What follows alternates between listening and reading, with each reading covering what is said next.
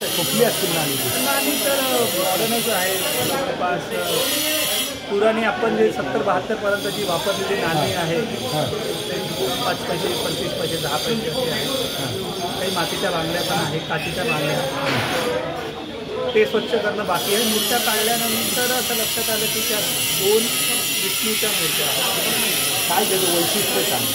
वैशिष्ट्य म्हणजे असं की सुरेख उभी मूर्ती आहे आणि 3 फुटाची, एक 3 फूट जाडीची मूर्ती आहे आणि 4ही हातामध्ये आयुध आहे. आयुधाचे सेवन जर बघाल तर वेगवेगळे आयुध आहेत. दोन्हीही मूर्तीची आयुधाची रचना ही वेगवेगळी आहे. त्यामुळे दोन्हीही वेगवेगळे विष्णूचे अवतार आहेत आणि थोडा डिटेल अभ्यास करून लगेच लक्षात येईल की तो नेमका कुठला अवतार आहे.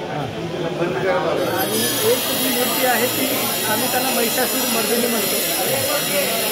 खाली महिषाचा वध करताना जगदंबेची मूर्ती आहे, तुळजाभवानीची तशी ती मूर्ती आहे. अशा 3 मूर्त्या फार सुरेख आहेत. एकंदरीत आयुधाची ठेवण झाली किंवा मूर्तीची ठेवण झाली, चेहऱ्याची ठेवण झाली, त्याच्यावरून ते 16व्या शतकातली वगैरे प्राथमिक अंदाज आहे.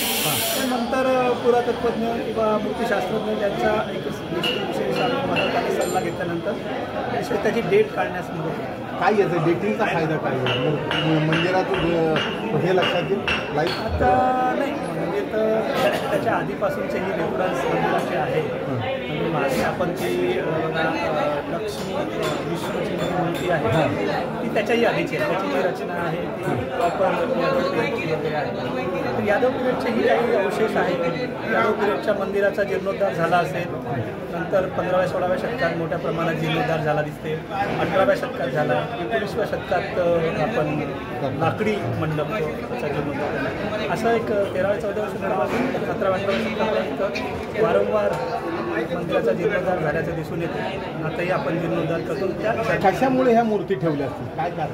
निश्चित असं सांगणं निश्चितही होणार नाही. पण भग्न झालेलं एक भग्न तर आहे काही प्रमाणात, पण काही चांगल्याही स्थितीत आहे.